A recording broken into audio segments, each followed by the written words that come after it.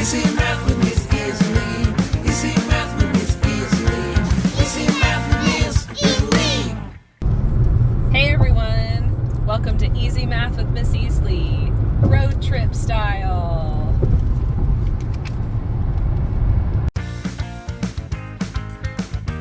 Let's go to South Padre Island, Texas.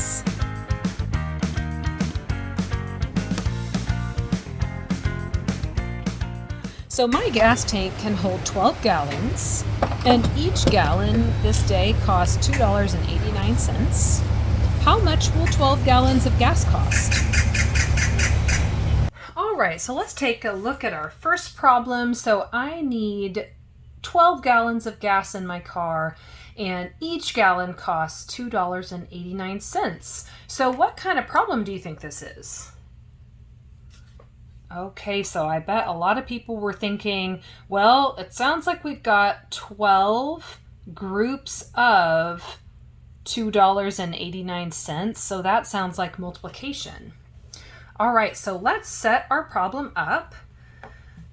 And while I set it up, I wanted to talk a little bit about how, sometimes when we first start decimal multiplication, we think, oh, I better line everything up just like I do with addition, like that.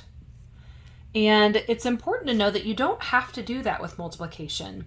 So one thing to think about is we haven't really done any 4-digit times 3-digit. That would be a lot of steps that we're not really familiar with. And what's great about the multiplication algorithm is that we can line it up like this, and the answer will end up figuring out where the decimal point goes, so the place value will all be taken care of. Everything will be in the correct place. So it's pretty awesome. So what I want you to do is pause the video, solve this problem. We'll come back and check your work. And you can use whatever strategy you'd like to solve this multiplication problem. All right, so now I'm going to go over it. But keep in mind that if you chose a different strategy, you might be able to make some connections between the algorithm and your strategy. So let me get started. So I'm going to start with these two digits right here, just like I would if I was adding. 9 times 2 is 18. Okay, 8 times 2. Yep, you got it. 16 plus that 1 is 17. Okay, 2 times 2 is 4, plus the 1 is 5. Notice how I'm not doing any decimal work yet. I'm going to wait till I get to the end and put the decimal in my answer. Okay, now this is something I like to do when I get done with everything times this 2. I like to say XO, no, go. It's just a little rhyme that helps me remember that I need this 0 here as a place marker, and I'm done with all of these digits.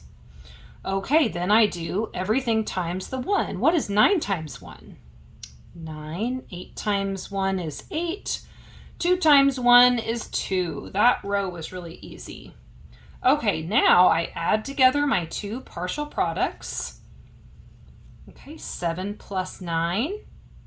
You got it, 16. 8 plus 5 is 13, plus the 1 is 14, and then 3. Okay, then what I ask myself is, how many decimal places are in my problem? Okay, let's count. 1, 2, there's none in the 12, so I have 2 decimal places. My answer needs to have 2 decimal places. The other thing you can ask yourself is $34.68 sound like a reasonable amount for this gas fill up? Okay, awesome. Yes, it does. If I accidentally put my decimal here, whoa, $346 does not sound reasonable. Way too much. If I put it here, $3 is not enough because just 1 gallon's almost $3. And so it just makes more sense right here. So I always ask myself, is it reasonable? Okay, great job. All right, we can't forget a little shopping.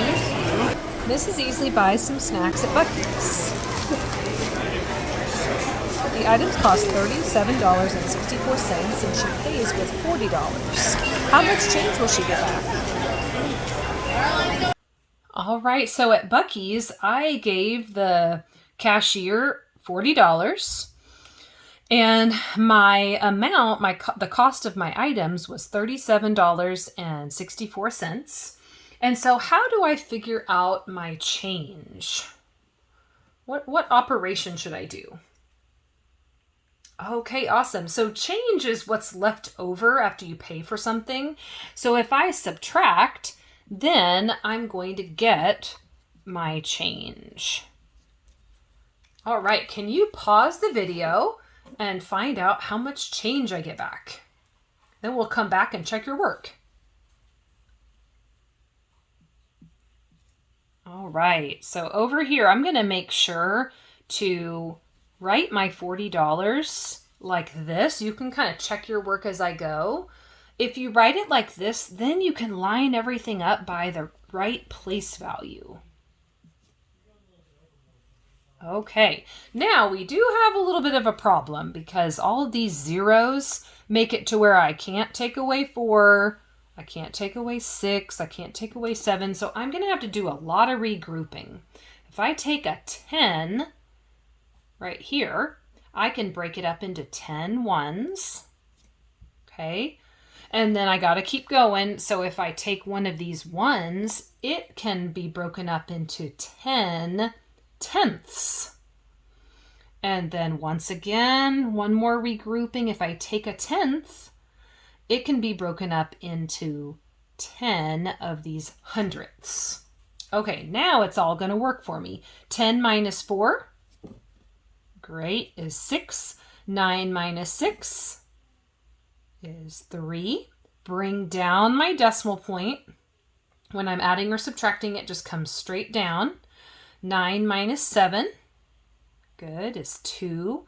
And 3 minus 3 is nothing. So it looks like my change was $2.36. Great job. Great job. Yay, we made it finally. We drove 164 miles to get from our house to Buc-ee's. Then we drove another 254 miles to get to a hot dog stand. Last, we drove 163 miles to arrive at South Padre Island. So how many total miles was our trip? Can you help me figure it out? All right, so let's figure out this mileage problem. So from my house to the Buc-ee's was 164 miles. I'm going to abbreviate miles there. And then from Buc-ee's to the hot dog stand was 254 miles. Okay, this whole trip is a pretty long trip here. So then hot dogs to South Padre Island was another 163 miles. So my question is, how many total miles did it take to get from my house all the way to South Padre? Why don't you pause the video, see if you can figure that out. All right, so let's check your work. I am going to go ahead and add, because if I want to know the total, I need to put all those together. So I'm going to stack up my numbers down here. And I think I'm just going to go ahead and do all 3. It doesn't seem like it'll be too bad to just go ahead and add all 3. If I have too many numbers, I split it up, but this one looks like it'll be pretty easy. Okay, 4 plus 4 is 8. 8 plus 3 is 11. Okay, then on this one, I think I'm going to start with the 2 6s so I can think about a double. What is 6 plus 6? Good, 12. And then 12 plus the 5 is 17, 18. Okay, 2, 3, 4, 5. Okay, so it is 581 miles to South Padre. Now, let me add one more thing to this problem. So, I want to know how long or what is the mileage to go all the way from my house to South Padre and all the way back home. Why don't you pause the video again, see if you can figure out, it's called a round trip when you're going to a place and back. How many miles is that total?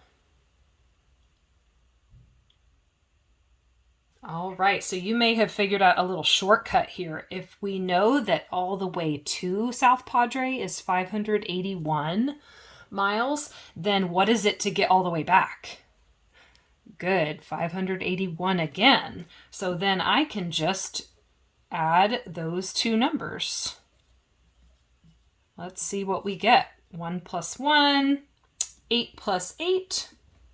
Good, is 16. And then 5, 10, 11.